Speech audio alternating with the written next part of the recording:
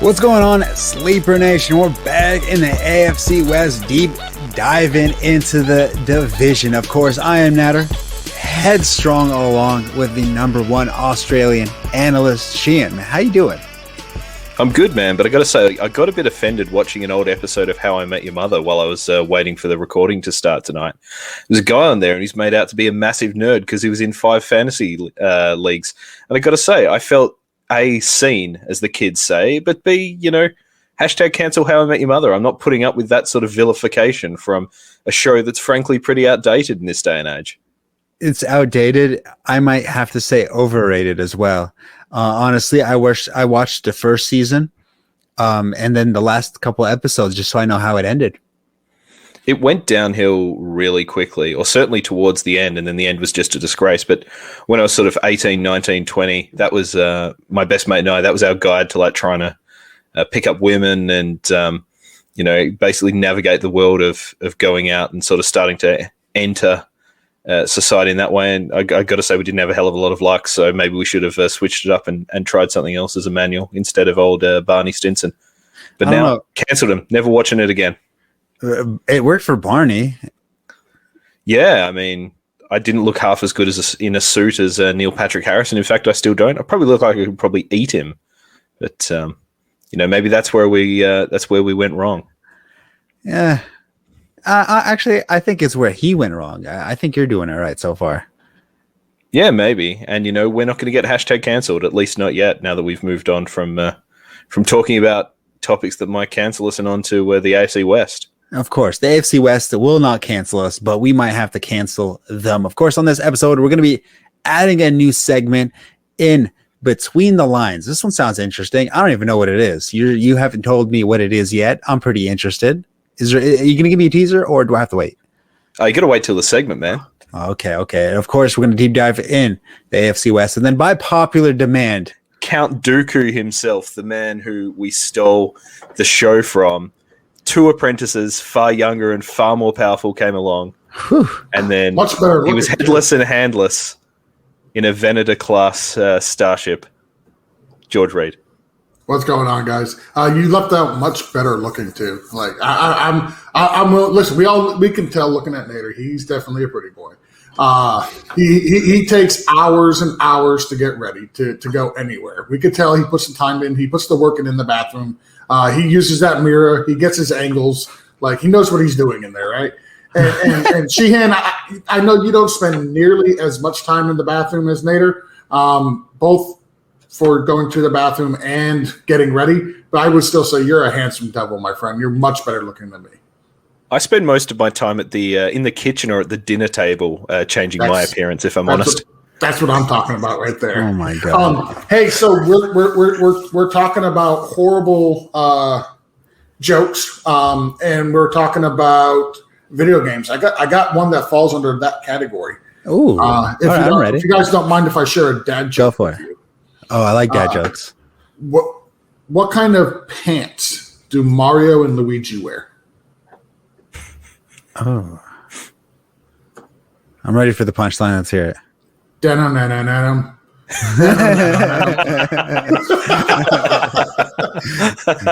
That's a stupid dad joke for the day, like guys. That's all I got. That's all I'm bringing. I like that one. Man, you guys are over here gassing me up, and I can't even get a text back. Oh my god, that's terrible.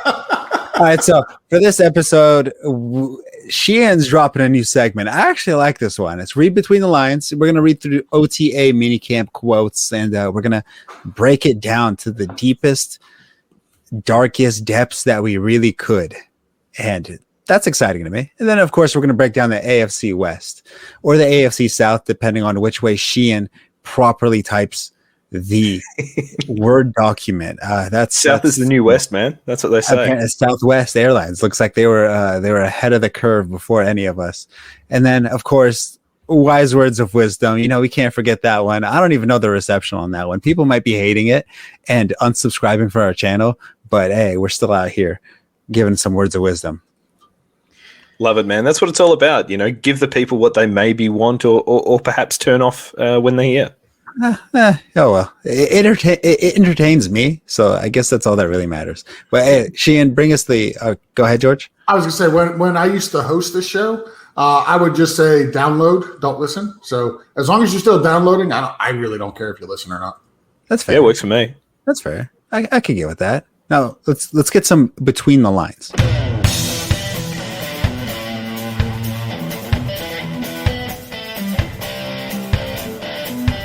So it's OTA, it's minicamp time, and as we all know, it's just coach speak, player speak, cross-talking, just a whole lot of bullshitting going on.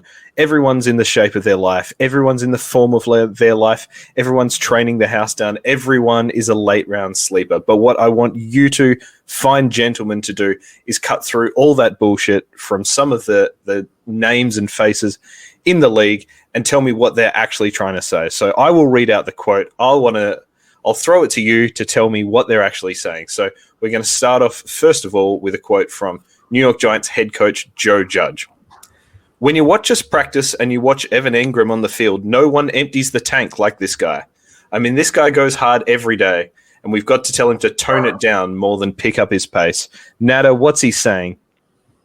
He's saying by halftime, Evan Engram will be tired and unable to perform. Yeah, looks like he just dropped down on my tight end rankings. I think we saw what happened when Lamar Jackson emptied the tank at halftime last year, and he came back and played well. So maybe there'll be some of that. What do you reckon, George? So what I took away from this is Evan Engram is working extremely hard this offseason. He's giving it his all. He's giving it his 100% because he knows at the end of the year, if he does not perform, he will not be back with the Giants. Well, it is a contract year, correct? I believe it is. Okay.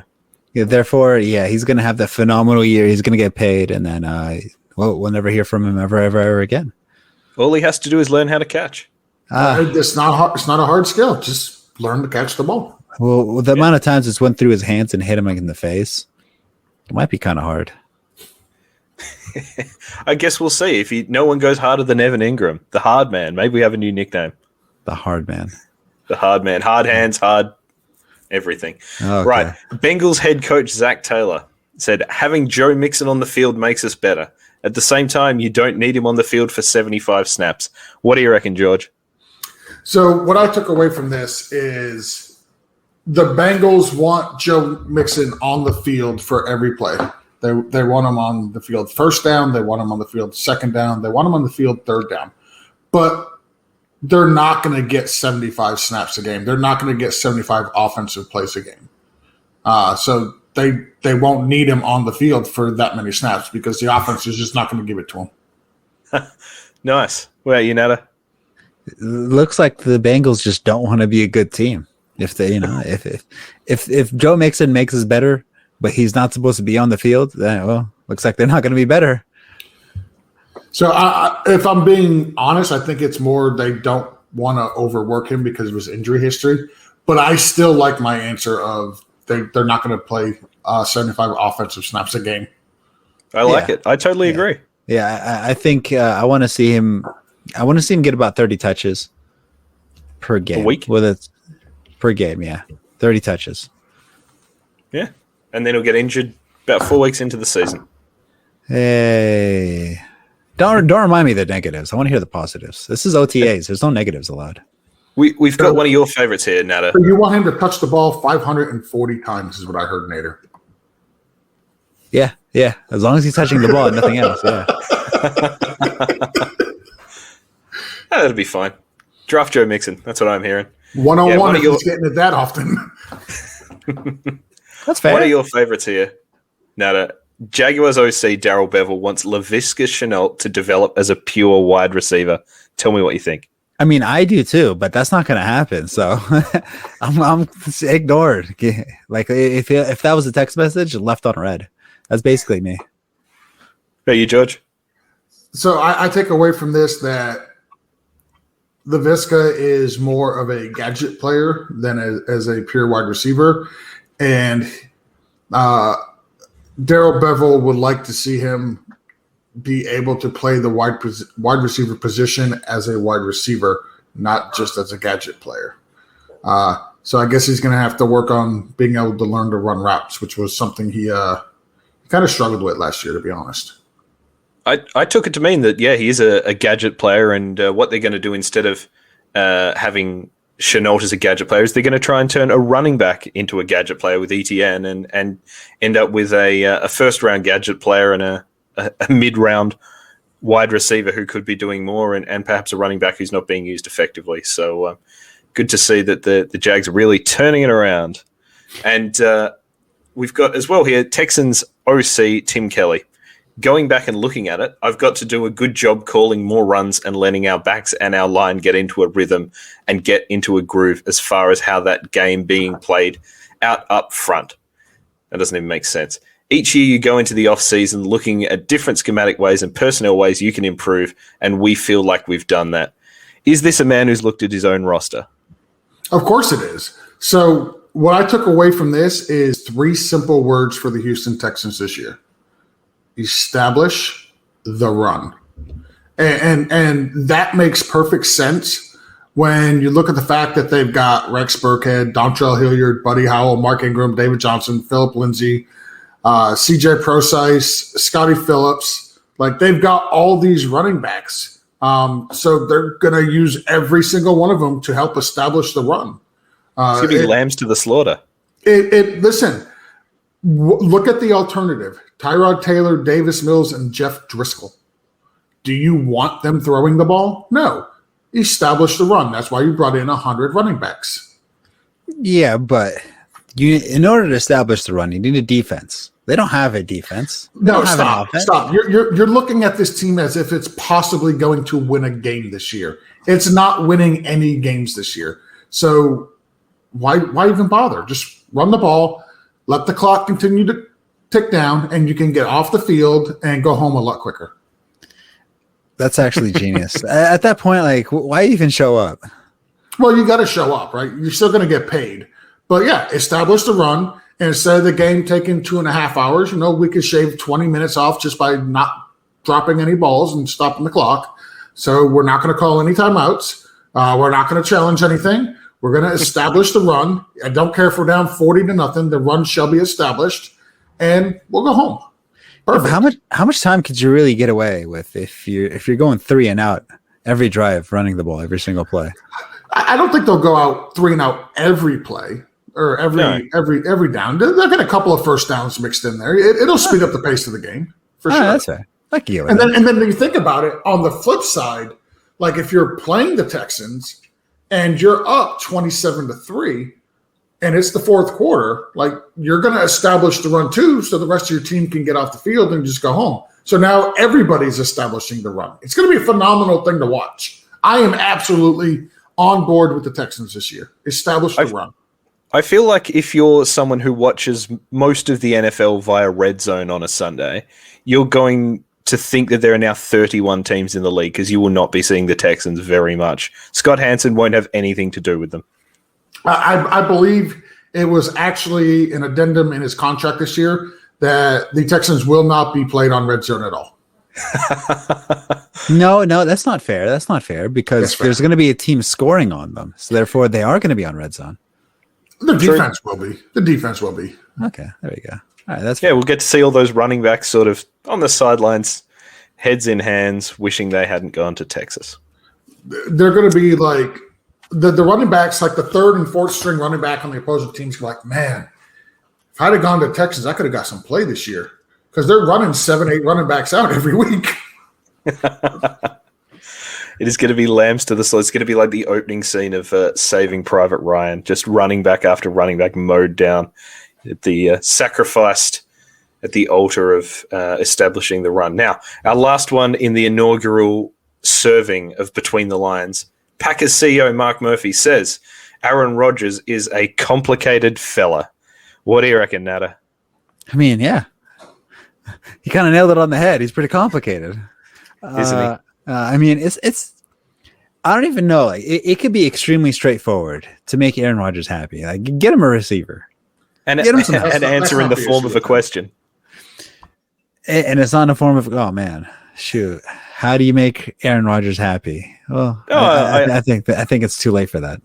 No, I meant get him a receiver and then answer to him in a form of a question. Oh, not bad. But I like your attempt anyway. What do you reckon, George? So I think. So I used to work in a jail, okay, and inmates used to use slang all the time. So do you drop the soap? I worked there. I didn't actually live there. Oh, okay. So in my 8 years, I have learned to read between lines. I have learned the lingo, as the kids would say. So when he says Aaron Rodgers is a complicated fella, what he really means is Aaron Rodgers is an asshole. Yeah. That's what it means. Well, I mean, we all are. Like, we all have one. Yes, but our boss isn't calling us an asshole. I think mine is. There's a huge difference. Like, my wife calls me an asshole. Like, I don't bat an eye. If my son, who's 19, calls me an asshole, I don't really bat an eye. But if my boss were to call me an asshole, like, I would have an issue with this. You know what they say, you are what you eat. This is true. This is true. Well, good times for Shailene Woodley. Well, that's our first serving of Between the Lines. We'll see if this makes a comeback as we continue through the off season. But now everyone's favorite. I'm glad you enjoyed it. Now everyone's favorite segment, Nader's Wise Words of Wisdom. I think he's on the toilet, which I think adds more meaning to it. But here we go.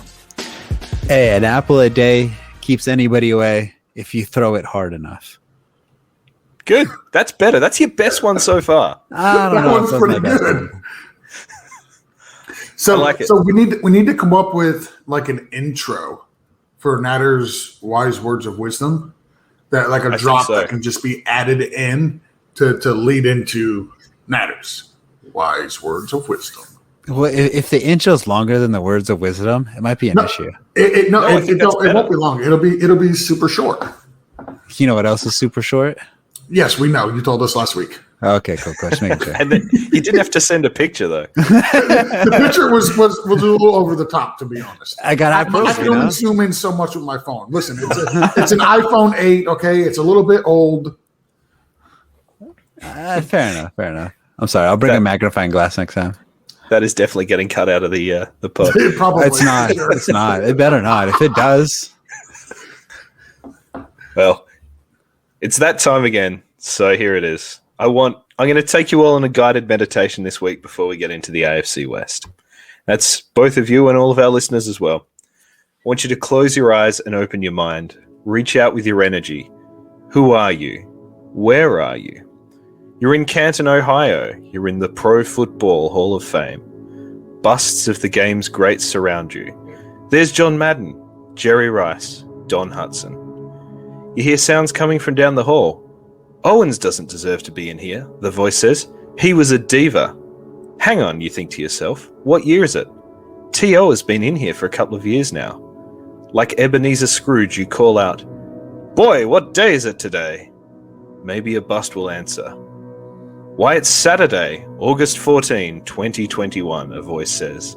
You look around, it's David Baker, the big guy from the Hall of Fame. He picks you up with his giant hands and carries you over his shoulder like a sleepy baby. Where are we going, you ask? We're going to draft night out. Reach out with your mind's eye, look around, you're in a room filled with other fantasy football lovers. You're in a live draft. Look down, what's that you're wearing? It's an exclusive t-shirt. And to your right is some kick-ass NFL memorabilia that you've just won. And to your left is a brewski. That's weird, you think to yourself. I don't normally call it a brewski. You grab your phone and check your bank account. Surely this experience must have cost you hundreds, even thousands of dollars. You see the transaction record. $30. Unbelievable value, you think to yourself. Now open your eyes, go to draftnightout.com and buy your ticket to the best fantasy football event of your life. If you're coming to the Fantasy Football Expo, then you owe it to yourself to make this guided meditation a reality. Draft Night Out and this transcendent out-of-body experience are brought to you by Sleepawire, Eat Sleep Fantasy, Draft Party USA, and Prestige Sports Memorabilia. Namaste. We got the AFC West. We're deep diving. Of course, we got the Denver Broncos. We got the LA Chargers. Yeah, LA. We got the Las Vegas Raiders. You heard me correct. And of course, the Kansas City Chiefs are reigning losers of the Super Bowl. Yeah, that felt good to say. So let's start off with the Broncos, where Aaron Rodgers potentially may or may not be playing. You know, we've discussed this plenty of times. I'm going to go with no because he's going to be on the Raiders. But they start off with a 5-11 record, 28th in points, 23rd in yards, 26th in passing yards, 13th in rushing yards. A little surprising there. And of course, they hold a wide receiver playing quarterback in the phenomenal famous game. Melvin Gordon led the team in rushing, almost 1,000 yards of him, 14 yards short, 9 TDs. Nothing shy of a pretty good rushing year from Melvin Gordon. Jerry Jeudy led the team, the rookie, in 156 yards. Tim Patrick led with 6 touchdowns. Drew Lock, a little bit disappointing of a regression year. Of course, that sophomore slump always hits hard. 16 touchdowns and 15 interceptions. All right, guys, who are we looking at here on our fantasy lineup? I think it really depends for me on who the starting quarterback is. If the starting quarterback is Drew Lock, I think I want a lot of Cortland Sutton. If the starting quarterback is Teddy Bridgewater, I'm going to want a lot of Jerry Jeudy. Yeah, I think that sounds about right. I like Tim Patrick. I think he's the most intriguing one for me. I don't think he's ever going to be a fantasy guy. He feels a bit like Zach Pascal in Indianapolis. He'll bob up, he'll kill your weeks, he'll get touchdowns, but I don't think there's any value to be had, unfortunately. I really like him too, but I'm not sure he's the guy. I think the problem with him, and it's not, he's a good player, but it's really, if Cortland Sutton comes back from his foot injury, or was it his foot or was it his ACL? It was the ACL. ACL, okay. Excuse me. If Cortland Sutton comes back from his ACL injury, the problem we're going to run into is there's going to be a lot of mouths to feed, both with the wide receiver core, Melvin Gordon coming out the backfield, and then you also got Noah Fant at tight end. And I would be in a whole bunch of trouble if I didn't mention our El Presidente's man crush, Albert O, at tight end as well. So they have a lot of mouths to feed, and the problem is like I think you would have Tim Patrick as the 5th option. I would say maybe the 4th, but I'm leaning more towards the 5th. And neither Teddy Bridgewater or definitely Drew Lock can sustain any type of consistent fantasy value with somebody who's that option that late. So unless it's like a super, super deep dynasty league, or you're starting like 3 wide receivers and 4 flexes, I can't see starting Tim Patrick on any type of a consistent basis. The opportunity and his usage is just not going to be there. So Bridgewater was able to support 3 wide receivers on Carolina last year. If we assume that he's able to do that again, which is a big if, it would be Jerry Jeudy, Sutton, and then Noah Fant. We'll count Noah Fant as a receiver. That'd probably leave Tim Patrick out of the out of the shelter home in the rain, crying like the baby he is. So if that is going to be the case, and that's a big if, that's already being very optimistic. I don't think he could do that again. I would probably like to have Jerry Jeudy as the main guy, especially in a redraft league. For me, it just, like I said, it depends on the quarterback. So Teddy Bridgewater is one who is good at throwing the ball into tight places, and that's Jerry Jeudy's specialty. He's good at separation. He's good at getting yak yards. Like, I think he's being severely forgotten for the performance he put up last year, just because of the situation with what's his name from the Vikings, Justin Jefferson. He had such an amazing season that people forget Jerry Jeudy almost put up 1,000 yards last year as a rookie, and really he didn't start coming on till the back end of the year, and that was with a COVID season where they had one game, as you mentioned earlier, with the wide receiver playing quarterback. No preseason, no OTAs, no mini camps. Like we've said it over and over again. And for him to be able to come out as a rookie and still put up 856 yards, like that's impressive. I really like Jeudy. Oh, sorry, Nader, go ahead, man. Well, he had a game of 0 yards and I believe 0 targets on a Thursday night game also. And I remember that one because he tweeted out how disappointed he was. Was that the one with the wide receiver started at quarterback? No, it wasn't even that one. It was a different game. I believe Drew Lock was also the quarterback for that. It was an odd game. It was a very disappointing game, especially if you're a Broncos fan. But there's a lot more potential that Jerry Jeudy has for upside. Sheahan, I don't know if you have your ADPs. I really like the this or that's that you have going on when we start talking about receivers. We got some fresh ADP data, actually, from Sleeper. They released it yesterday. No, before we get into that, I was just going to say, I really like Jeudy. He's a guy I'm trying to buy in a lot of places in Dynasty leagues. I think he's a good, not even a post-hype sleeper at this point, but, as you say, George, Jefferson was just so good that you can get Jeudy at a bit of a discount. I'm not going to lie and say he didn't look rough at times last year, but he didn't look himself either. He had some bad drops. I think I had to go down to 150 pass catches to find a receiver who had a wide receiver who had a worse QB rating when targeted than Jerry Jeudy, and that was Julian Edelman at 149. Yeah. His was like 48 or something. I think some of that will be bad quarterback play, but I think some of it, he had some bad drops. He had a couple of picks. But all of that, as far as I'm concerned, is going to hold him in good stead to win people leagues this year. As you say, if it is Bridgewater, who is that quarterback? So I'll do some either or with Jeudy here. Jerry Jeudy or Brandon Cooks? I'm going to go Jerry Jeudy. I'll take Brandon Cooks. You already know he's going to get 1,000 yards. Yeah, I don't know that for sure. I don't know that. He might even be a running back. Establish the Brandon Cooks run. Establish that run, Tennessee. Jerry Jeudy or Will Fuller? Jerry Jeudy. Less competition. You know I'm a Dolphin sorry, fan. George. I'm a Dolphin fan. How are you going to make me choose?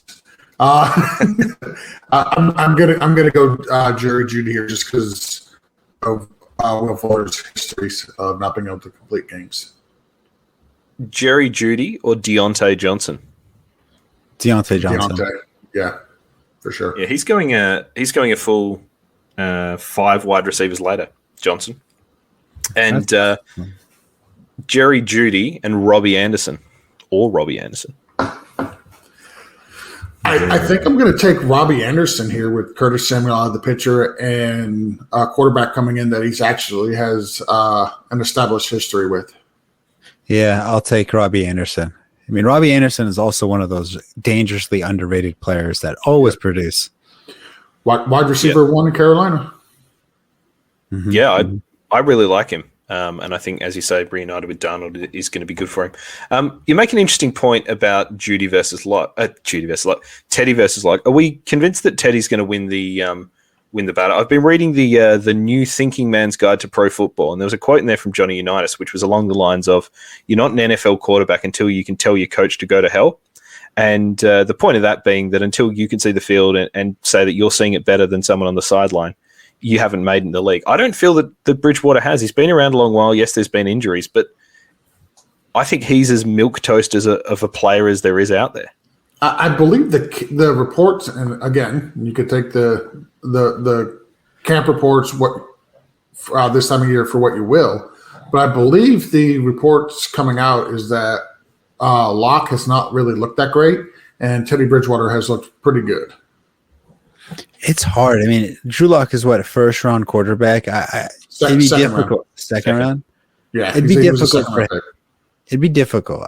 I'd imagine him winning the spot by default, and then Teddy Bridgewater is going to come in whenever Drew Lock convincingly loses that role. Yeah, I don't feel like they've set Lock up to succeed. And we talk about a young receiver needing weapons. He certainly has that. But I don't know if he's had that structure around him to really tailor the game to his strengths. And obviously, he's still a project 2 years in. But I feel like for fantasy, Drew Lock's going to be a better quarterback, at least for wide receiver fantasy. Mm-hmm. And I think the Broncos are a more interesting team with him. It's not like they're just an average quarterback away from competing. Although I think if they were in the NFC, I think they would be a playoff team. I don't see them coming out of the AFC at all. But so I think the issue with Denver is definitely the quarterback play. I think with all the talent that they have on the offensive side of the ball, and their defensive side of the ball is pretty good too. I think that they need a game manager who's not going to turn the ball over, and they can win games with the game manager. Drew Lock last year, 16 touchdowns, 15 picks. Like those 15 picks are going to kill you. Teddy Bridgewater's not going out there and throwing 15 interceptions. He's just not going to do that. He's going to dink and dunk the ball up and down the field. He's going to make those safe throws. He's not going to take any chances. He's not going to take any risk. And I think that can get the job done with that Denver offense. Yeah, I don't disagree with that. But I also want to talk about the running backs a little bit more. Melvin Gordon, almost 1,000 yards, like we said, 9 touchdowns. That's a lot. They lost Phillip Lindsay, so we assumed that's it. He's the bona fide star RB1. Move him up on your draft board rankings. And then they trade up and draft Javonte Williams. So how do I phrase this properly? How worried are you about Melvin Gordon, and how excited are you for Javonte Williams? I'm very excited for Javonte Williams, and I think the people in the camp there are too. I've seen reports that Williams might be their lead back as of week 1 or certainly week 2.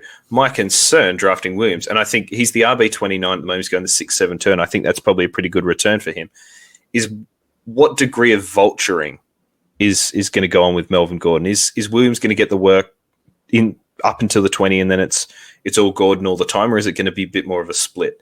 Certainly Gordon has the runs on the board in terms of scoring and getting in the end zone. But that could cap Williams' upside as far as I'm concerned. But in dynasty leagues, go and get Williams all day. And he's at a bit of a discount too. Yeah, I like Williams a lot. I know Melvin Gordon, he's still got a DUI hanging over his head. So there is a chance that he can be suspended to start the season. And if he does get suspended to start the season, if he gets like 2 games or something like that, it's going to be wheels up for Javonte. If he does not get suspended, I think this will be the same thing we've seen in previous years with Phillip Lindsay back there. And it's going to be a running back by committee.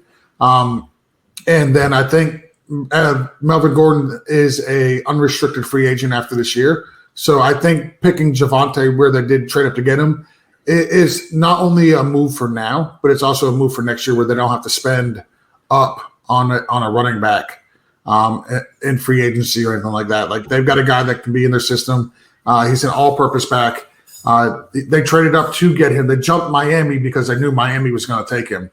So it's going to be wheels up for Javonte. I just think it depends on the start of the season. If Melvin is the starting running back at the start of the season, I think we'll see a running back by committee unless there's an injury. And if Javonte is the starting running back at the beginning of the season because Melvin Gordon is suspended, it's going to be wheels up for Javonte. I don't think he'll let that job go. So Melvin Gordon, after a quick Google search, his DUI charge got dismissed. So unless the NFL decides to just hand him a suspension, correct, they don't have a legal reason to do so. Now they could do so. They did that with Ezekiel Elliott. So they don't need a legal reason to do it. Basically, the NFL needs to come out and say, hey, we're not going to suspend you for this, or we have no interest in this, and so far they haven't done it. Exactly. So same thing with Deshaun Watson. They haven't said anything about that. They're letting the legal process go on him, but there is a legal process with Deshaun Watson. Sorry, but I'm assuming Melvin Gordon's playing. I think I feel like they should have said something by now. DUIs, especially also with Josh Jacobs. I mean, he had I believe a DUI also where he crashed in an airport parking lot and got a couple decent stitches on his forehead. I'm not entirely sure on the quick story on that one, but that's also something to keep an eye on. When you have two RBs with DUIs or potential DUIs, one got dismissed. Not quite sure about the other. I'll have to do a quick search on that one. But I would assume the NFL tries to do something about it, but it's not looking that way right now. Now, Javonte Williams, you said Sheahan, he's taken in the 6th or 7th turn. Melvin Gordon, do you know where he's going right now? He's the 5-6 turn. Williams is the RB29, Gordon the RB26. Between them are Leonard Fournette and Raheem Mostert. Any of those that you want? I mean, I like Raheem Mostert. Yep. But he's in the same situation as Melvin Gordon. The Niners traded up to pick up another RB also. So, I mean, it's not more comforting, but Melvin Gordon's in a better run offense, which is a little bit more comforting. Looking at this data, and it's been unfair because I know you guys can't see it, I think Javonte Williams is the last potential RB1 you can draft.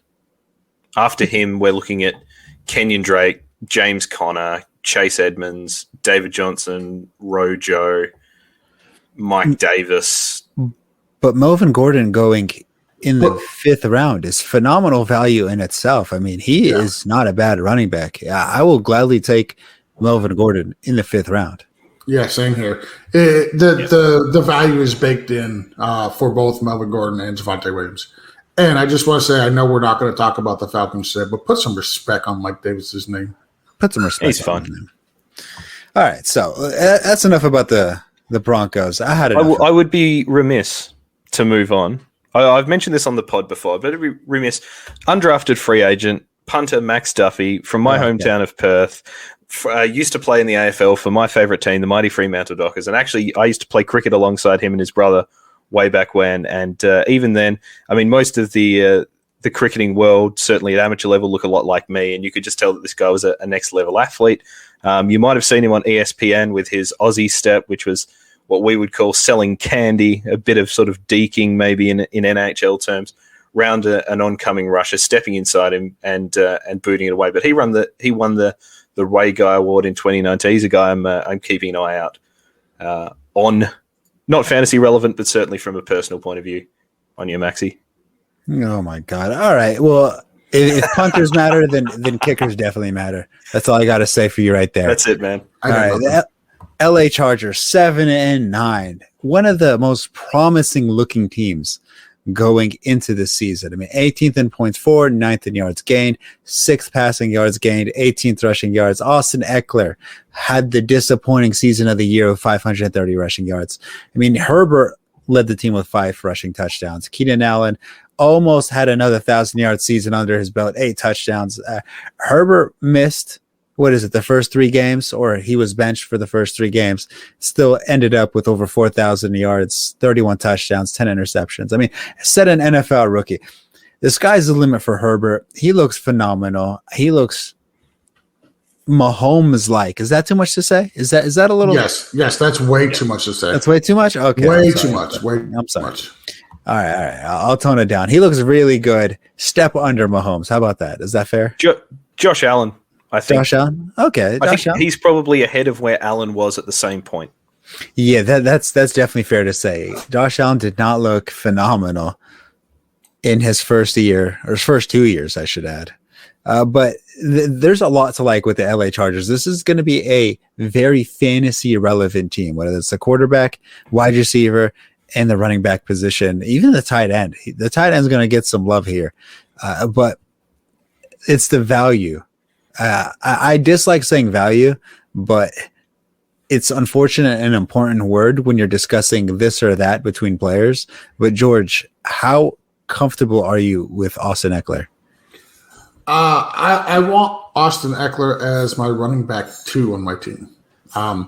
If I'm drafting at the back end of the first, and I could take somebody like a Dalvin Cook, let's say Zeke falls for some reason, I can get Zeke at the back end and then have Austin Eckler as my RB2.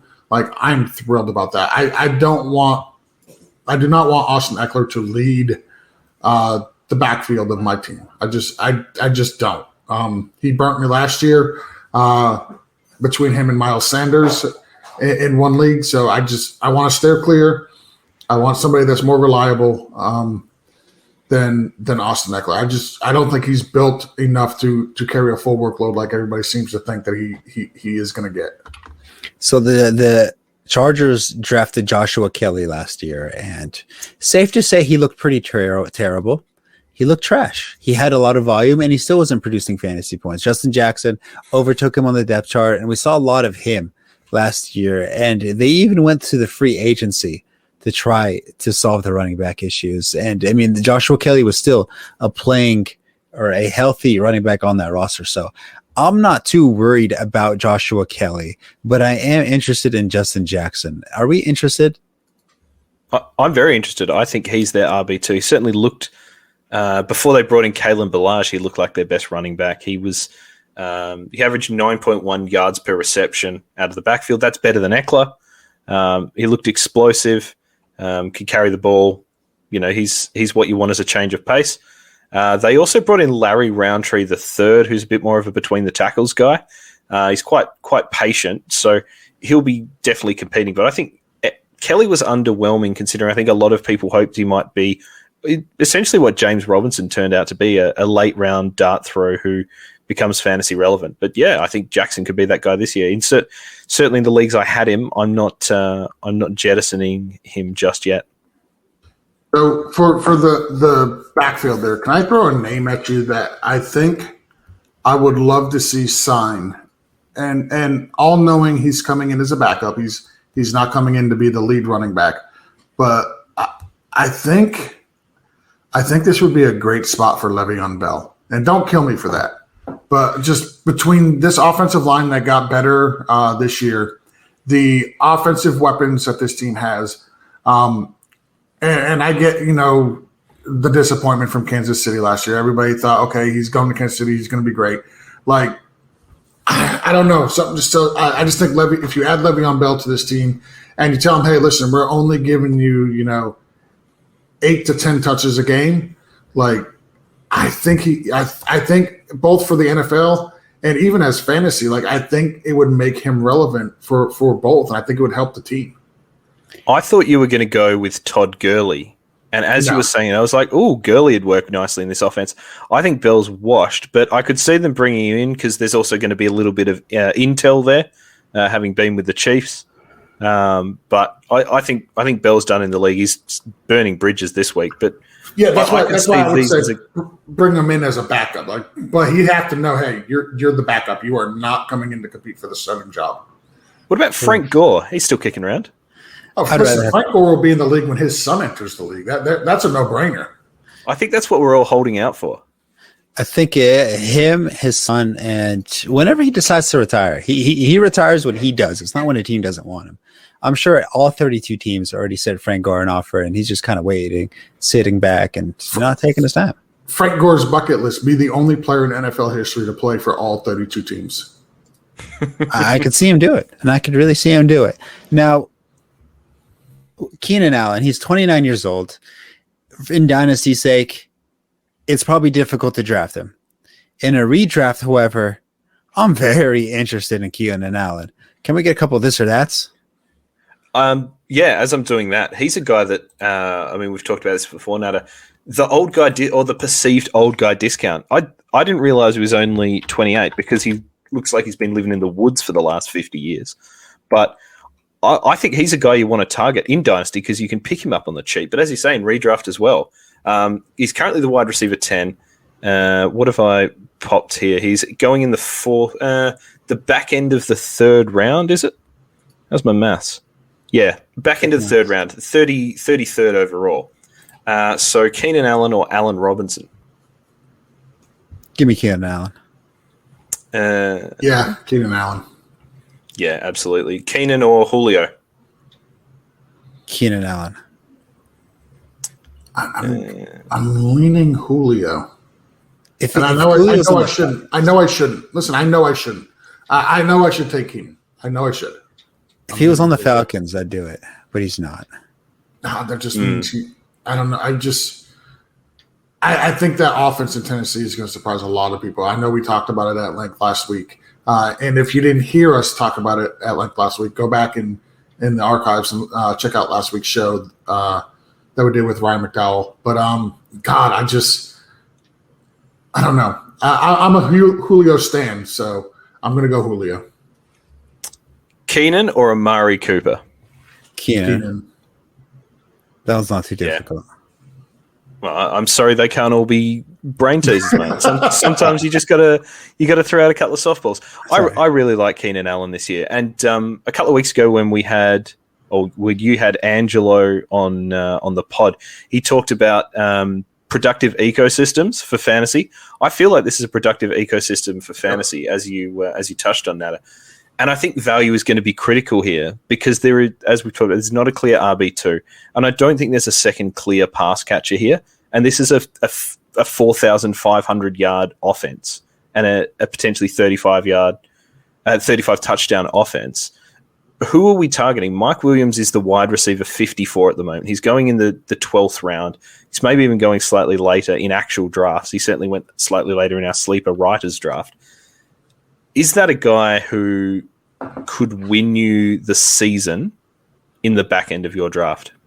Mike Williams has always been the guy that's about to take the next step. He's always been the next best thing, the one that's going to blow up. He's the Tyler Eifert of wide receivers. I'm done with him. I'm looking somewhere else now. I want Tyron Johnson. Let me look at John Hurst, Josh Palmer, Jalen Guyton. I mean, I'd rather take Jared Cook over him at this point. I think Cook's good late round value as well. I love Palmer in Dynasty. I don't think he's anything in redraft this year, but he's a guy I'd definitely be targeting in Dynasty. I believe in Mike Williams, and I nearly put this in the Between the Lines segment. Joe Lombardi, their OC, came out and said that he'd be playing that X role that Michael Thomas played. You know, as always, believe the hype, don't believe the hype. But I think Williams had a 1,000-yard season a year ago. Yeah, I was going to say Williams has had a 1,000-yard season. He's had a double-digit touchdown season, and he's had a season where he led the entire NFL in yards per catch. So he just hasn't been able to put all three of those together for one season. That's the problem. He keeps having these spurts or these little moments where you're like, oh, he's finally going to do it. He's finally going to do it. And then he burns you a little bit. You keep him on his bench to stash it. And then right when you feel comfortable starting him, he'll burn you. I mean, that's what consistently happens for me. I'm definitely going to be the one fading him. I want somebody else to make that mistake. He feels like a good value stack in best ball, in DFS. And, you know, again, even late in your redraft, I feel like that could be there. But actually, since we're not really talking about it, I'm going to change the topic. Justin Herbert, obviously, you really like him, Nader. I think we all really like him. He's currently the QB7 in one quarterback leagues. But if we look at his Superflex ADP, he's the QB6. He's going ahead of Russell Wilson. How do you feel about that? I don't mind it because, I mean, he's getting rushing touchdowns. And while Russell Wilson is a running quarterback, he doesn't really run that often. So it's hard to take Russell Wilson and try to expect rushing yards out of him. Justin Herbert, like I said, he had the most rushing touchdowns on the team with 5. I could see him going more than 5 this year. And because of that, with the potential this offense has that we've seen and what it could be, I would do the same. Especially in the division. You have to go division also. I just love how we talk about how great a potential that this offense has, and we're going to shit on the wide receiver 2, 3, and 4 on this team. It's like, I'll take Jared Cook over Mike Williams. Like, are you serious? Do you not realize Jared Cook is like 73? He's good. He's an average tight end. He's not good. He's good for a tight end, which is not saying a whole lot. Like, seriously, you expect what? Maybe 4 to 5 touchdowns from Jared Cook this year? Like, I'm not expecting more than that from him. I mean, he was very productive for the Saints. I think he's a T1. I wouldn't feel comfortable starting him. That's the problem. He's going to end up if he plays all 18 games, he's going to end up as a tier 1 tight end in fantasy. But you're going to look at his stats and be like, okay, I got 500 yards and 4 touchdowns from him, and that made him a tier 1 tight end. Like, he's not going to produce these mega numbers. If you're going to be high on this offense, you got to give me somebody other than Keenan Allen who's going to be able to put up offensive numbers. Well, and if it's not going to be Williams, like, who's it going to be? That's my big concern.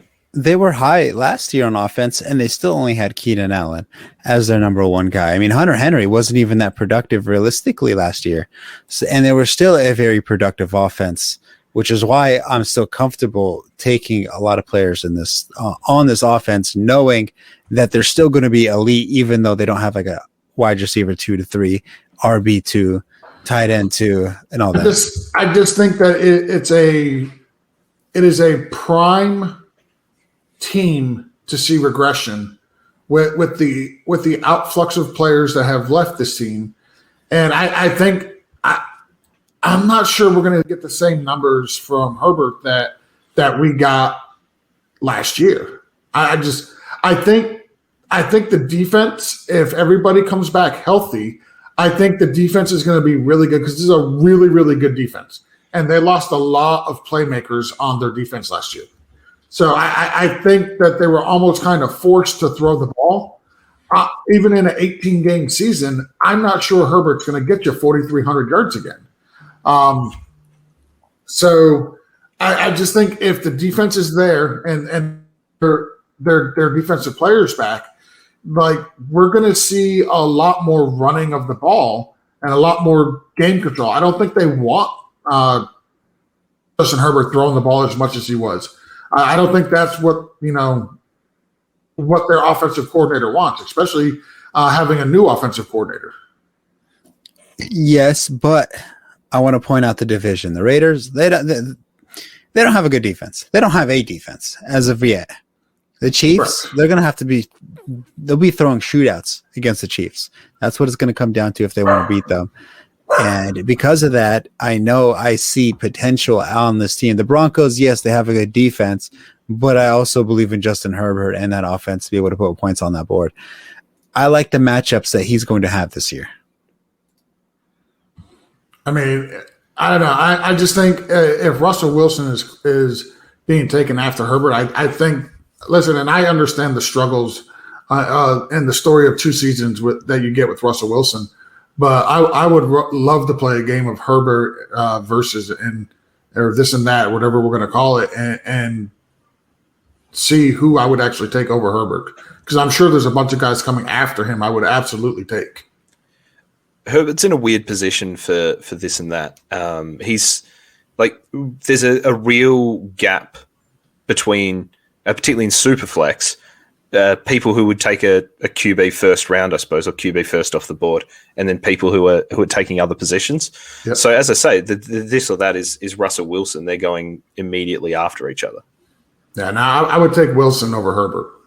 And then ahead of him, you're looking at Dak, Jackson, Kyler Murray, Allen, and Mahomes, who you're all taking ahead of Herbert. Of course.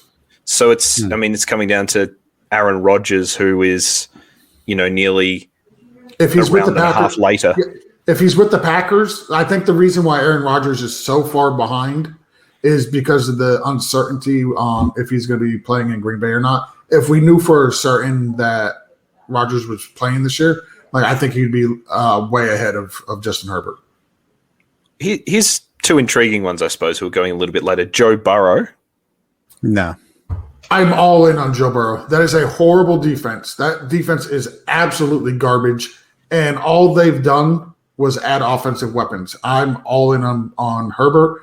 He was throwing the ball 40-plus times a game last year before he got injured, and I don't like to assume injury, so I would take Herbert above him. I'll tell you who I would take above him. How's that? I would take Herbert above him. I would take Tannehill above him. Let me see. What about Jalen Hurts? There's a higher rushing upside, but obviously a capped passing offense. That one's very close. I think I would lean away from Hurts. So I think there I would go with Herbert. I'm avoiding Herbert. I think he's all high. He's the 6th overall in Dynasty Superflex startup at the moment. In Dynasty, that makes sense just because, you get to keep him his whole career, right? So I think that makes sense in a Dynasty startup. In a redraft, I'm going to fade Herbert. I'll take a quarterback. I'll take Matt Stafford over him. Whew. All right. Spicy.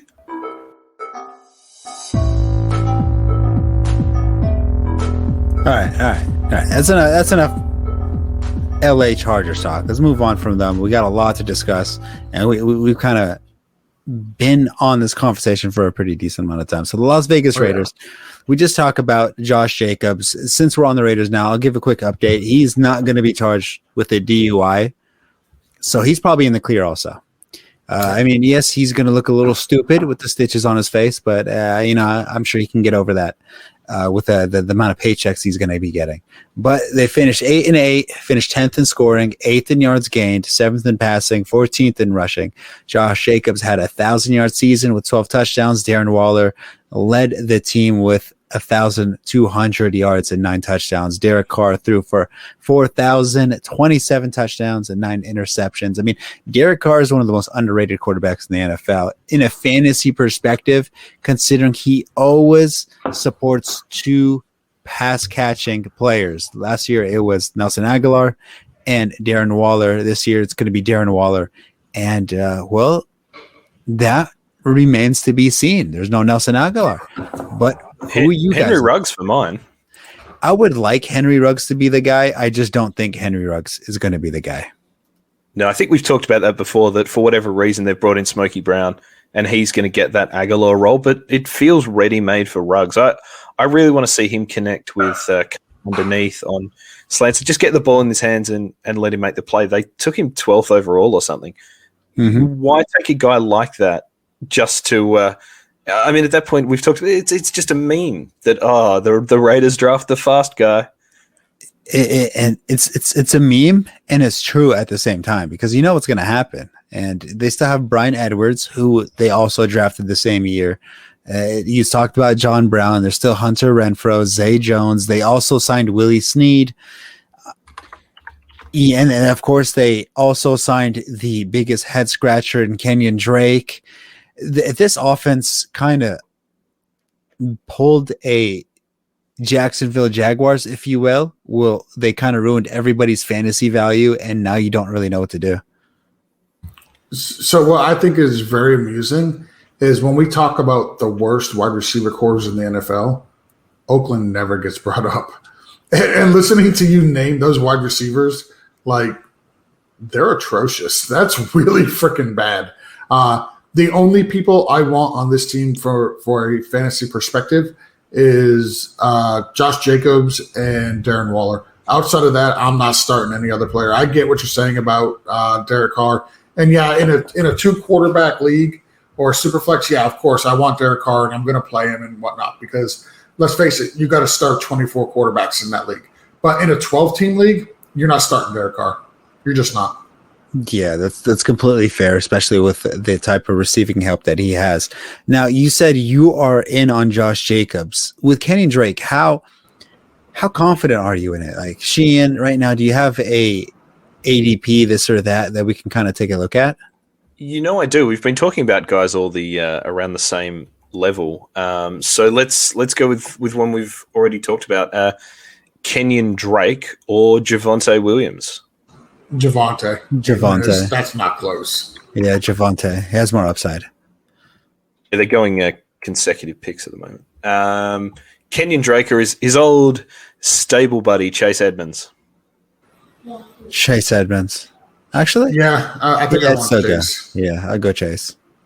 I'm interested to see what they do with Drake. Gruden's talked about him playing this Joker role. I don't know if that's similar to what Urban Meyer has in mind for ETN, or whether it's just him being like, Vegas, it's the Joker, or whether he's sort of a 3-edgy 5-me edgelord, just still high on Joaquin Phoenix or what. But I think Drake is going to offer absolutely nothing in fantasy this year. I'll be staying away from another either or Kenyon Drake or Damian Harris.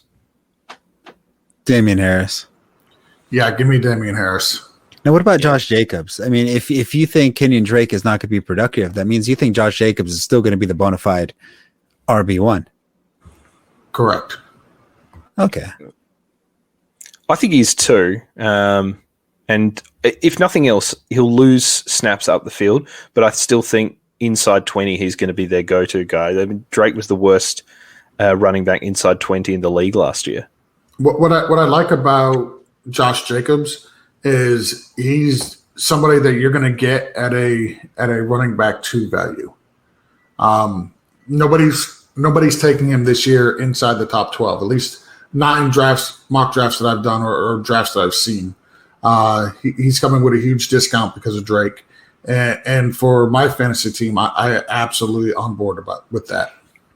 I think part of it's Drake, but I think he also let a lot of people down last year. He looked primed to really be a rolled gold top 6 RB after his rookie season and just never hit those heights. So we'll do some either or here, and I'm going to give you 5 names. They're all running backs. They're going consecutive picks, 27th, 28th, 29th, 30th, 31st overall. Antonio Gibson, Najee Harris, Miles Sanders, Josh Jacobs, Clyde Edwards-Helaire. So I'll take Clyde over him. I'll take Clyde over him. Najee Harris. Ooh. I'll take Najee Harris over him. Yep, I'll do Najee. Okay, I won't take him over Gibson. I'll take Josh Jacobs. And there's one more? I think I'd take Gibson over him. Okay. Colonel Sanders was the other one. Yeah, no, give me Jacobs over Sanders. Well, Sanders. Okay, so what pick was this one that we're talking about? 31st? So this is the late second round? Mid-third.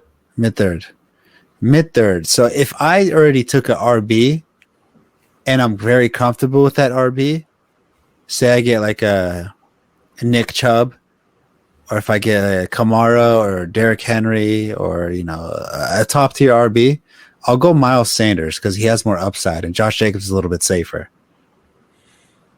Yeah, makes sense. Makes sense. Okay, there we go. What about Chris Carson? He's going a few picks later. I like Chris Carson. I'll take Jacobs over Carson. I would take Jacobs over too. Yeah, Chris Carson, he's nice. And with the decline, I shouldn't say decline, but with how Russell Wilson kind of fell off a cliff a little bit towards the end of the season, I think that's going to allow the Seahawks to kind of justify running the ball a whole lot more than how the wannabe MVP Russell Wilson would like. Establish the run, said Establish the run. One of the things that jumped out to me when I was doing the prep for this episode was that we're looking at a division with 3 rebuilt offensive lines in Kansas City, Las Vegas, and the Chargers there. And we've got Eckler, Jacobs, and CEH. Which of them do you reckon is going to be benefited most, and which of them do you think is going to be impacted most by those changing faces on the O-line? I like Eckler, and his chance is the highest because he's already been established and proven to be an potential elite RB. I mean, last year or 2 years ago, he had 1,000 receiving yards and I believe almost 1,000 rushing yards. So I would take the more proven talent over the potential of CEH. I mean, we saw a lot of him. While he is going to be fantasy productive, I feel like his inability to score touchdowns might be a little bit of a downfall. And then with the Raiders and Josh Jacobs, his inability to, I shouldn't say inability to pass catch, but the unwillingness that John Gruden has to dial up pass plays for him will also be a little bit of a downfall. And I'm gonna go with CEH of the 3. And the reason why is because Eckler is going to be a focal point of the offense. Defenses are going to key in on Keenan Allen, and they're going to key in on Eckler when he's in the backfield. Where when you look at the Chiefs, you've got Mahomes, you've got Kelsey, you've got Hill. If they put Hardman out there, you got another burner that's on the field that you have to pay attention to. So that, in theory, should open it up a little bit for CEH. And while I do agree 100% with Nader, like the lack of touchdown potential with him is definitely a concern. where you're getting him, I think there's a value that's built in. And while he didn't return the value of where you drafted him last year, he didn't have a bad year. It's just he just didn't live up to the expectation because the expectation was placed way too high when you're taking a rookie at the 6th overall pick in redraft last year. Like, that's just an insane amount of expectation put on somebody that he's never going to live up to. So now you're pushing him back down into the 2nd round, which is probably where he should have gone last year. And I think he's actually going to be a value this year. I mean, people are thinking Kareem Hunt when they took CEA last year. He's not Kareem Hunt. They're two totally different builds. As far as height, weight, strength, and all that, they're two totally different players. And Kareem Hunt jumps over people, takes four guys with him, stiff arm 7th, and then still is able to pick up 34 yards on that play while somebody's grabbing his jock strap, dragging him across the field. And CEH, he just hangs out. For what it's worth, I think CH is going to benefit the most as well. You've got Joe Tooney there, Laurent Duvernay, Tardif, but of course we're going to come onto the Chiefs anyway. And I agree, Eckler's going to get his. And in fact, I was going to go into this in the last segment, but what the hell? I think he's maybe a chance to get 1,000 yards as that number 2 receiver in that offense. Let's do a last bit of either or before we do move on to the Chiefs. We're going to talk about Henry Ruggs. And I'm going to start you off with Henry Ruggs and a guy that we've already talked about. Henry Ruggs or Mike Williams? Mike Williams. I'll take Mike Williams. Henry Ruggs or Marvin Jones? Marvin Jones. Henry Ruggs, because I'm never going to know when the hell to play Marvin Jones. You've got a real chip on your shoulder about Marvin Jones. I love it. I do. I don't. I'm not a big fan. I want Marvin Jones in best ball, where I don't have to set my lineup, so I get the benefit of getting his points for those 3 or 4 games a year where he wins you the week. I like it. I've always liked Jones, but I know exactly what you mean. Henry Ruggs, or I guess the guy who he took a derb, Nelson Aguilar. Nelson Aguilar. He's going to be the wide receiver 1 in New York. Yeah, I'm gonna have to agree there. Henry Ruggs, I took him in the 1st round in my dynasty league, and I regret that a lot. As you should. I've been trying to buy Ruggs everywhere, and no one's selling. Also, there you go. You got an opportunity here, Nader. Oh, if you were in the league, then I'm sure we can make something happen. Luckily, in that league, I had 2 first rounds, and I took Brandon Ayuk, which has definitely made me feel a little bit better. But Henry Ruggs is a little bit more disappointing than productive. And I'll give you one more. And just before we move on from Aguilar, Jacoby Myers will be the number 1 in New England, not Aguilar. Ruggs or Jalen Reagor? God, that's kind of sad. Give me Jalen Reagor. Yeah, that's close. Give me Reagor. Yeah, they're both borderline undrafted. That's like, do you want diarrhea or like marble poops? It's like, I don't know. It's the same. Is everything all right with you? You're very, very scatological based tonight, more than normal. Is everything okay? Maybe I hung out with OBJ a couple times too much. I don't know. Good. Well, speaking of things that aren't shit, should we move on to the Chiefs? Yeah, let's go for it. Let's do it. All right, 14-2, lost the Super Bowl in a very disappointing fashion. It was entertaining to watching him kind of ballerina twirl 4 times, break 3 sacks, and then throw a perfect dot inside the end zone, only for his wide receiver to get slapped in the face by the ball. 6th in points for, 1st in yards gained, 1st in passing, 16th in rushing.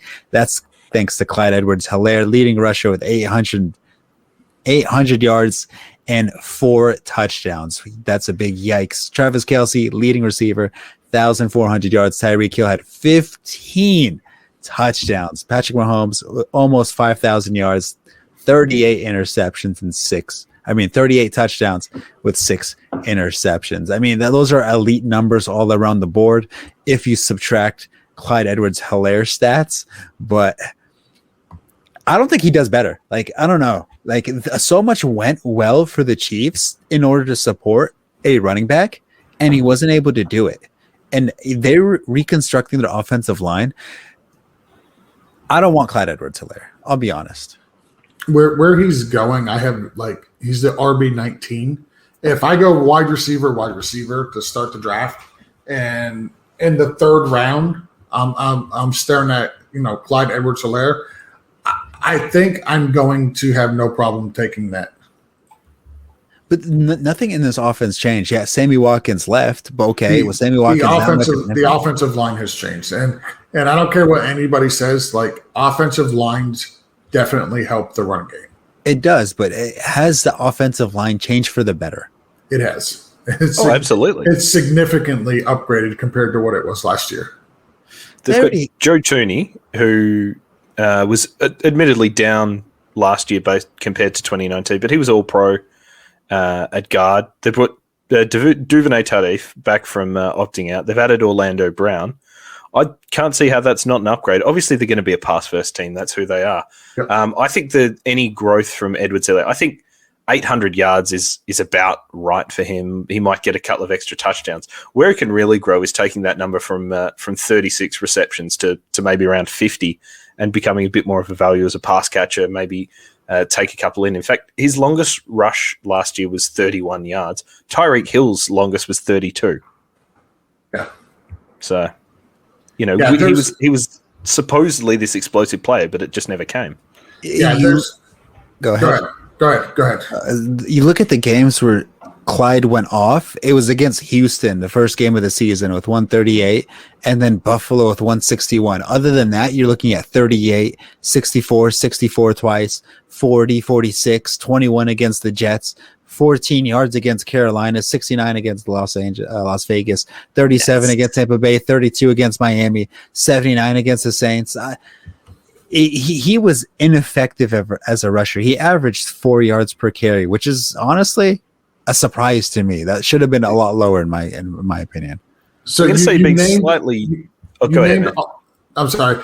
You named all the teams where he didn't have these great rushing games. But what you're failing to also point out is the teams he played and he didn't have these magnificent, wonderful games against are teams that are actually very good against the run. Miami was great against the run. The Saints were great against the run. Tampa Bay was best in the NFL against the run. So he's not going to have these awesome games against every single opponent. But that's because those teams have great run defenses. That's why he struggled. Well, Carolina was not strong against the run. He had 14 rushing yards that game. The Chargers in OT, not the best run defense. He had 38 yards. The New England, who everybody ran over them, 64 rushing yards. New England was a decent run defense last year. Early in the season. They're the Chiefs. They're the Chiefs. They're going to play the best teams. I completely understand they're the Chiefs. I don't crap on guys who, especially when they're rookies, that had the type of season that they were having last year, where they didn't get all this valuable time to start the season. I think there's absolutely opportunity for him to improve, and I think with an upgraded offensive line, that's exactly what we're going to see. Now, they're also getting players back from, like Darrell Williams, I believe. Who opted out? He's in Chicago. Damian Williams, he's coming back, and now they have Jerick McKinnon. They cut him. He's in Chicago. Who? Damian Williams. They cut him. He's in Chicago. Oh, that's right. Yeah. Now they also signed his name. Jerick McKinnon, there we go. That's his name. And they still have Darwin Thompson. He's one of the failed experiments. You talked about Carolina. In that game, he had 3 receptions for 20 yards in his receiving touchdown that game. So he did not kill your fantasy team that week. Yes, that's more luck than confidence. The touchdown is correct. But the fact that he's still involved in the passing game, getting these receptions, he was targeted 5 times. Yeah, that's where I was heading with it as well. To go, you're looking at those rushing totals, but against Baltimore, 5 for 70, against the Chargers, 6 for 32. He's got a 3 for 40 in there. He's got a 5 for 59, and that's what I was saying. Is you want the games where he can't run. You want to see him involved in the passing game. What you want is him to be a solid floor player, and any ceiling's a bonus. And that's what I'm thinking. But I think, as you were saying, he was expected to be more than he was. Well, before we move on from Clyde, who to you is this year's Clyde Edwards-Helaire? Oh, that's a good one. I'm going to say it's going to be J.K. Dobbins. Okay. I think it's a guy, he's going too high. I'm not sure how involved in the passing game he's going to be, because we know Lamar really doesn't pass the ball a lot. And that's not a knock on him and not saying he can't pass the ball, but this is an extremely run-heavy team. And if you're telling me the quarterback's running for 1,000 yards, you're telling me, you're giving Gus Edwards the ball X amount of times a game, and you're committed to him as well. Like, I'm just not sure that there's a whole lot there for J.K. Dobbins. I think, he's going to get 200 touches, 225 touches, but I just don't think he's going to be heavily involved in the passing game. And I'll take guys that are more involved in the passing games, because I believe those are more valuable, like pass attempts to the running back, I believe, are more valuable than rushing attempts. So I'll take the guys. If I think he'll get a ton of rushing yards, but I'm just not sure how involved in the passing game he's going to be. I think we're going to see, somewhere between 800 and 1,004, a bit like we did with Clyde. I think he's a good call. I was going to say Cam Akers, and he's going a pick ahead of Dobbins. I like Cam Akers. A lot of people are giving him the run around. It's tough to give a Sean McVay RB the runaround. I think Sean McVay deserves the respect for making RBs look very, very good. I'll put Zeke as my disappointment of the year. I mean, he was immensely disappointing last year, and I think he does that again. That's a spicy take, I think. But okay, spicy. Yeah, I like it hot. Yeah, no problem with it. All right, so I mean, they did draft the center. We talked about reestablishing the offensive line. I mean, this team's going to be good. It's a Super Bowl contender. There's no doubt about that. And Tyreek Hill, we already know he's bona fide tight end or wide receiver 1. Kelsey, bona fide tight end 1. Going in the early drafts. It's not too much to go around on this team, but can I get a quick this or that for Tyreek Hill? You can indeed. Before I do, though, this is a weird offense because it feels like it should be supporting more than 2 receivers. That would be correct. Because of how good Mahomes is, because of the offense. And so before we get to Hill, do you think there is scope for a third relevant pass catcher here and, a McCole Hardman or someone like that? Or is this too hard to pick week to week whether it's going to be Hardman, Robinson? A guy I really like, Cornell Powell. It's very hard to support more than 2 pass catchers. I mean, a good quarterback game is considered 300 yards, and that means a receiver is going to get 100, and then another receiver gets another 100, and then that means the whole rest of the crew gets another 100 spread out sporadically. It's tough. It's very, very tough to support more than 2 pass catchers. But I do want to say this is the same thing we talked about on the Chiefs. I mean, on the Chargers side. So I think that's also an interesting comparison. I think that their wide receiver 1 is clearly Tyreek Hill. Their wide receiver 2 is clearly Kelsey. If you look at what they lost, they only lost 450 yards for the year for Sammy Watkins. And if I'm not mistaken, most of that was in his first game of the year. So they really didn't lose a whole lot in losing Sammy Watkins. I do know that this is a team that desperately tried to address the wide receiver position in the offseason, and they did not. This was a team that I was saying, if I'm Julio Jones, I'm looking to see if I can get traded to Kansas City. I think Julio Jones on this team would have just been bananas, and they easily could have made it work under the cap. We know they tried to address the wide receiver position. I think if any of those third wide receivers outside of Kelsey and Hill can step up, I see this team being able to go for Mahomes being able to go for another 5,000 yard season this year. Yeah, Byron Pringle is an interesting guy. They tried to get him involved, particularly in the playoffs. But yeah, they threw a lot of money at Juju, and he turned them down. So you're right. They did try to address it. So, Hardman's only 22. He's never really shown what I think they'd hoped he would. Maybe he's the guy to break out. I think he will be the guy to break out. And I also agree that CEH, I think he'll have more than the 200 receiving yards that he had last year. I think he'll get you close to 375. And that'd be pretty phenomenal in him. And if you're going to add 150 yards to his stat total, that's probably around 15, 20 catches extra. If you're in a half-point PPR, 10, full point, 20 points, that makes a very productive running back. And then, of course, then I'd have to take up what I said. The potential for him to do that is 100% there. And it's not a unreasonable jump for him either. That's why. So last year, if you listened to any of the shows last year, you would know I was completely off CH. I wouldn't take him in any league. I was saying he's overdrafted. He's going to disappoint everybody who drafts him this year. Up until the Damian Williams opt-out, I was saying Damian Williams is the running back you're going to want in this backfield. Like, I was completely off CH. And now that I can get him in the third round, that's where his average draft position is. Like, I'm all on board because I know he can improve. I'm not going to pretend NFL players can't improve. He's going to improve. And if he can add another 150 yards, and let's say he ends the season with like 8 total touchdowns, you're not going to be disappointed, and you're going to be happy that you drafted him. Yeah. He was on pace, based on his averages and then again over the 17-game season, he's on pace to get 70 targets. And that's a pretty good workload as a running back. So, no, I like it.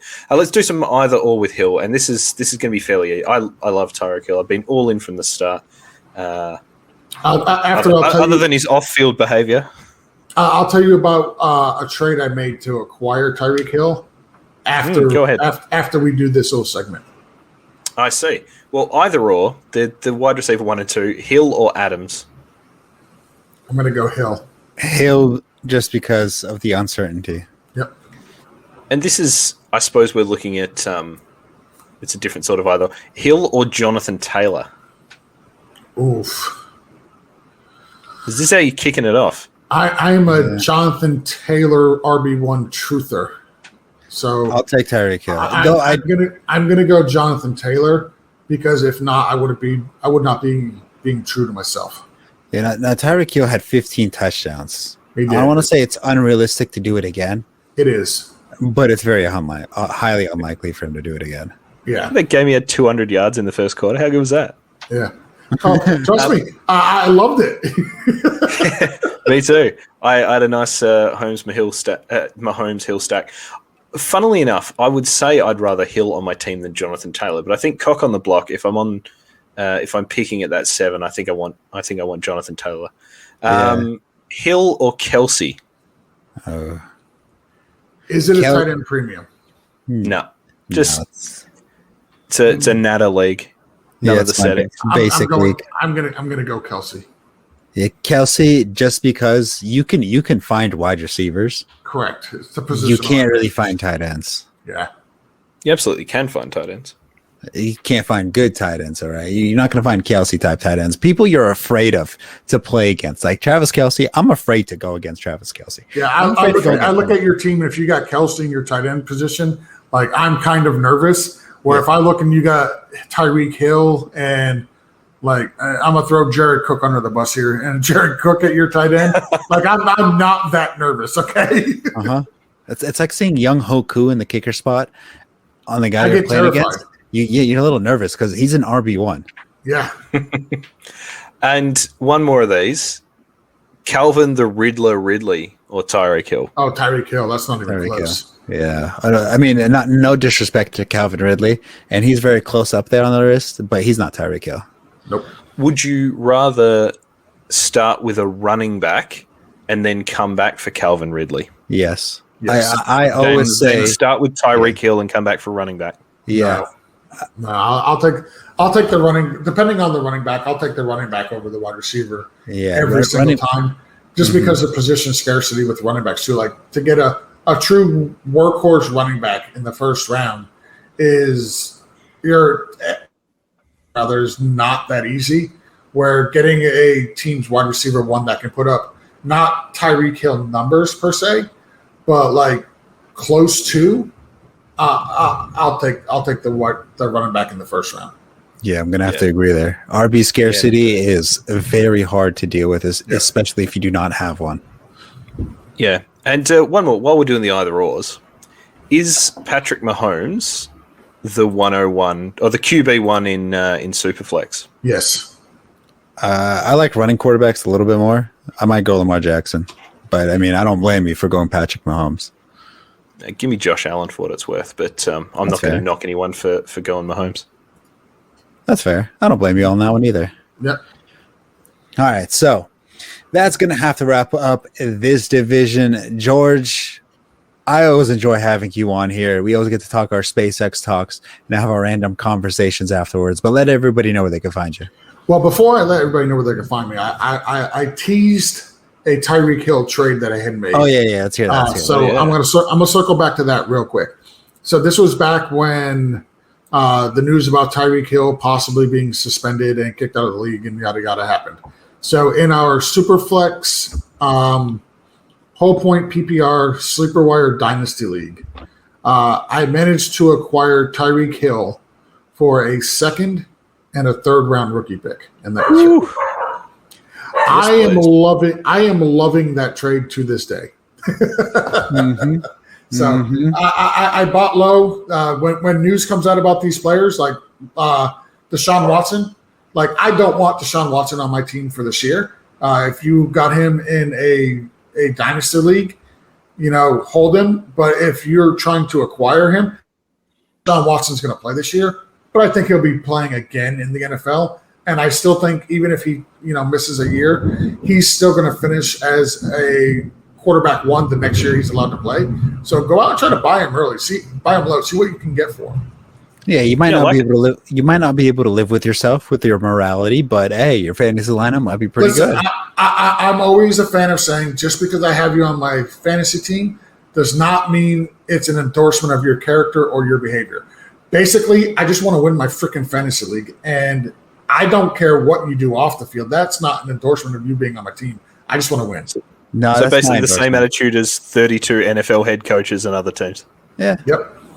Exactly. Fair enough. It's my endorsement, actually. I kind of take players I also like, and when you snap arms like that, that's a point extra in my book. But all right, so, George, let everybody know where they can find you. So you can find me on Twitter at BFTGPod. You can find me on the Sleeper app where I am at BFTGEO. And you can find me on the Instagram at BFTGPod, but I really don't use Instagram very often, so really don't look for me there. All right, Sheahan, how about you? And on Twitter, I'm at Sheahan Solo. That's SheahanSolo. And we're doing some divisional breakdowns as part of with our sleeper riders at the moment.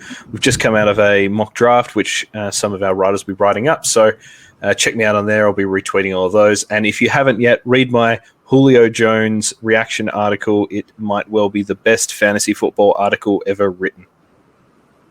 It was actually pretty good. I might have given it a little gander too. With me and my 4th grade reading level, it's kind of nice. Now, of course, you could see me at Top Tier Tactics _ on Twitter, where I could ignore you in high definition. And of course, you want to go and follow the Sleeper Wire Show on Twitter, where you can see live updates on episodes, articles, and all that good stuff on that channel. But other than that, hey, good luck, everybody.